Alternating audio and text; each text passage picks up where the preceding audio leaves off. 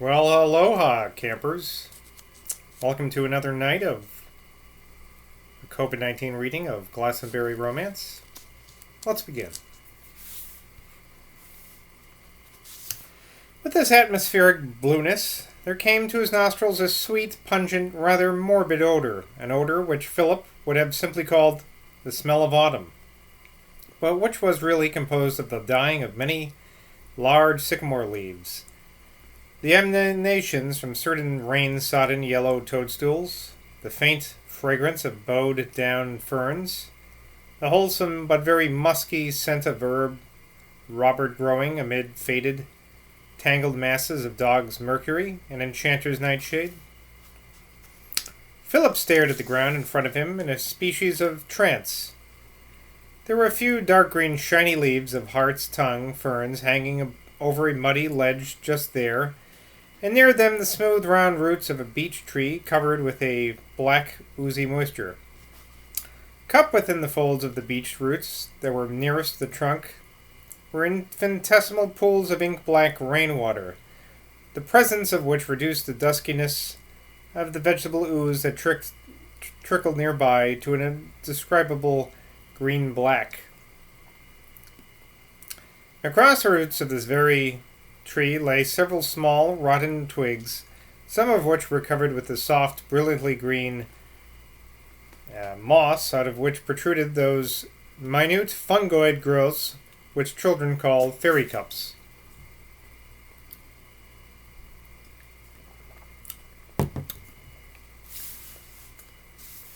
What Philip would have simply called a feeling of autumn manifested itself also in the clamorous cawing of the rooks above the taller trees and in an obscure smell of damp leaf mold that came drifting by like a tremulous and voluptuous breath out of the very mouth of death itself.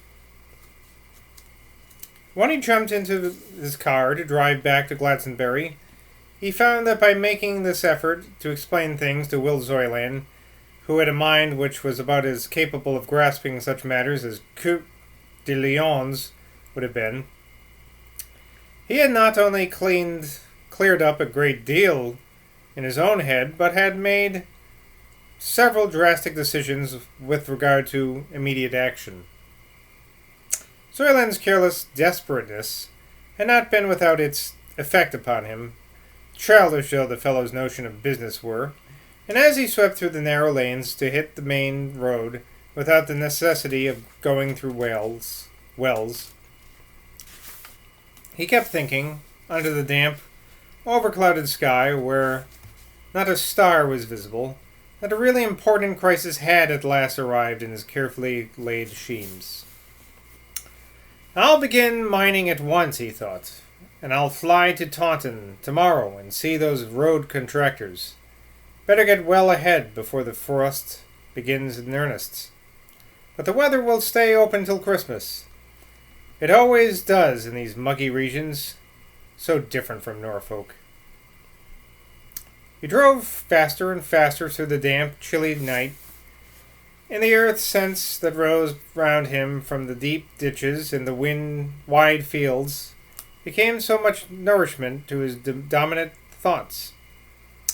He did not articulate his feelings about life.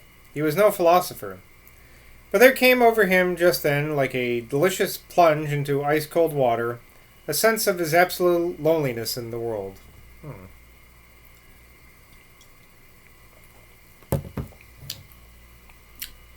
As he turned those leafy corners and allowed the low-hanging foliage to brush against his machine, he felt an exultant pride in being thus alone and fighting for his own hand against the whole system of things.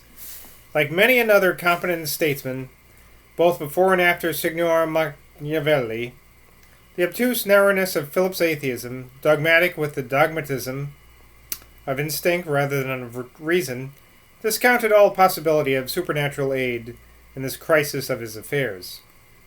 He did not feel a certain outward rushing urge, surging up from deep within him, but how was he, with his innate incredulity, to know that this was the umbilical nerve within him vibrating in response to the nerves of the great mother? How could he? He couldn't know. There's no way he could have known. No way.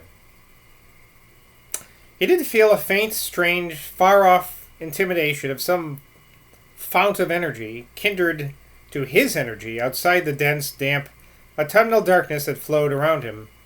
But how was he to know that this was the eternal movement and counter-movement, in its abysmal pools of being, of the first cause of all life? He was not even quite oblivious of an obscure something, hostile to him, unappeasedly inimical to all his schemes, struggling unweariedly against him in the world. But how was he, with his small, narrow Bayeux tapestry skull, to know that this something was the underlying personality of Christ?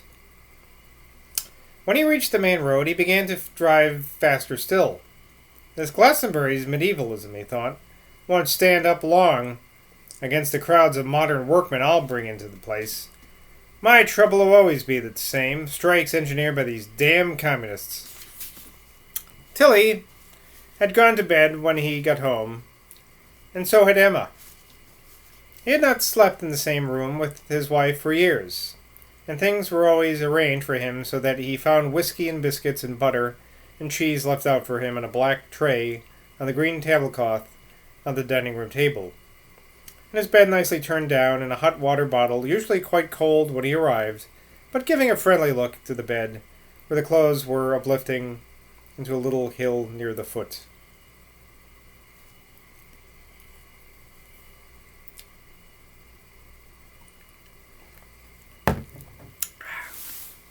All these small things, the particular look of that black tray against the green tablecloth, the particular appearance of the napkin that Emma always placed over the butter and cheese, the welcoming friendliness of all the stone hot water bottle.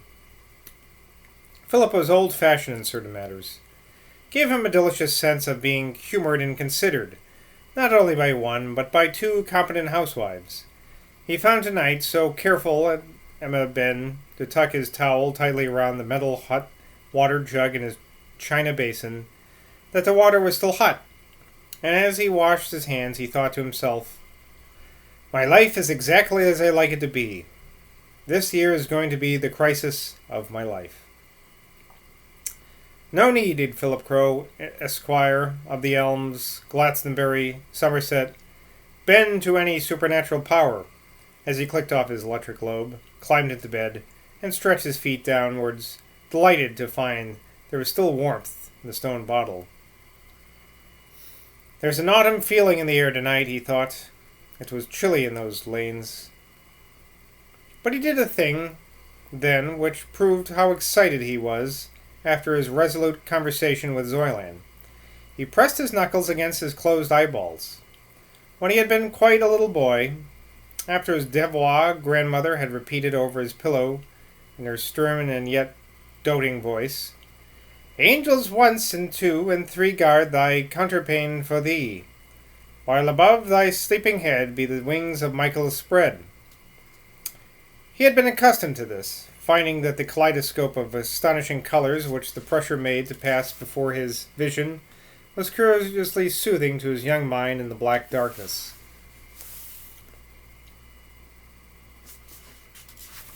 I used to like doing that too. And now, as he removed his knuckles, he beheld the Glastonbury which his present plans would create. He beheld his heavy lorries tearing along a broad road from Wookey to the outskirts of Lake Village Field. He beheld his good concrete road cutting diagonally over the meadows from this point to the center of the street. He beheld his great new bridge, making the old Palmerless one, the bridge pillarless of the legends, look insignificant and negligible, by which his motor trucks, would cross the Brew.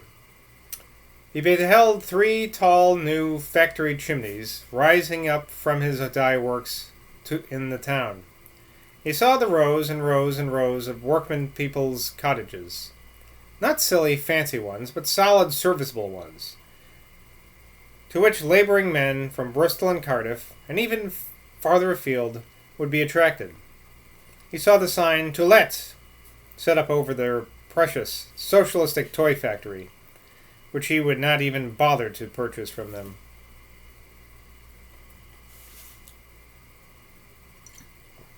"And I alone shall have done all this," he said to himself. One quaint and surprising peculiarity Philip had. He always slept, except in the very warmest summer nights, with his windows shut.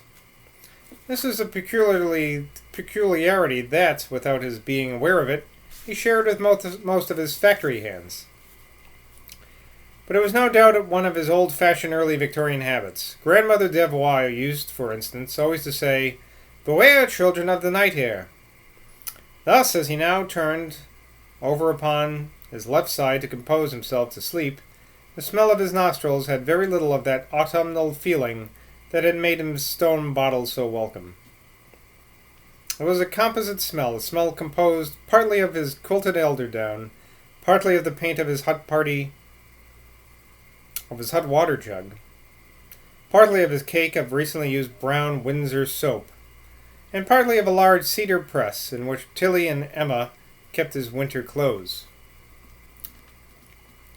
Small physical movements, nay, the scarcely conscious physical positions of human bodies in sleep, have as many great cases of history titled ponderous scales.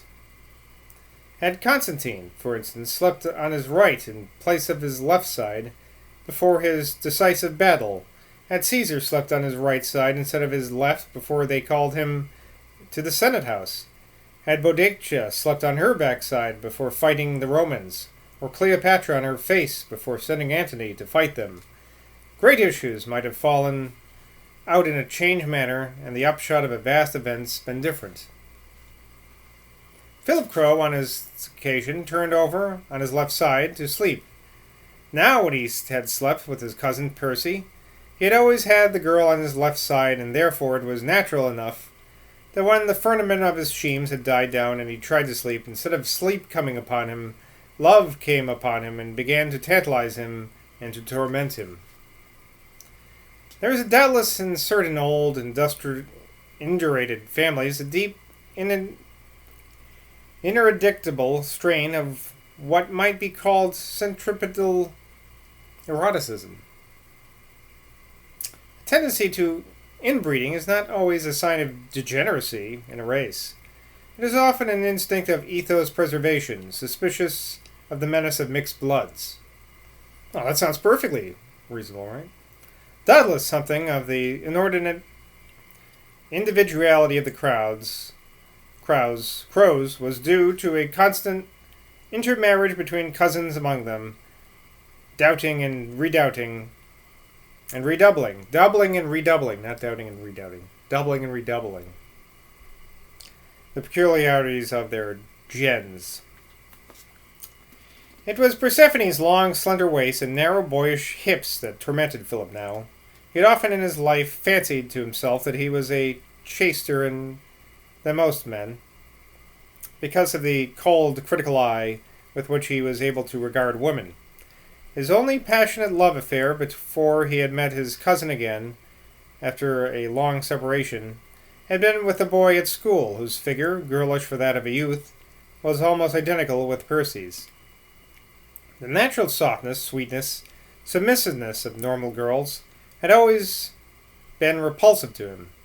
To quicken his pulse at all, there had to be something willful, evasive, difficult, withdrawn. And since all those qualities were of the very essence of his cousin's nature, she had attracted him fatally, the first second she appeared. She was still in Glastonbury, he knew that, though he had not seen her for weeks and weeks, and had not spoken to her for a couple of months. She had apparently left Dave. At any rate, he had returned to Bristol without her after the strike ended. The gossip of the town, reported to Tilly by Emma and retailed by Tilly to him over some subsequent tea table, declared that she had become the inseparable companion of Angela Beer. Philip knew Angela well, of course, as her father, by no means an incompetent lawyer, although a besotted glutton, had often done work for him. But her Madonna-like coldness, she certainly was withdrawn enough, had somehow repelled him. There was a passionate friendship That a passionate friendship should have come to exist between such a silent, cold-blooded creature and the lively Percy struck him as weird, incongruous, incredible. But then, as he knew well enough, it was the incredible that was always happening in these things. It is indeed. It is indeed, Philip. Well, until next time, I'll see you in Glastonbury. Cheers.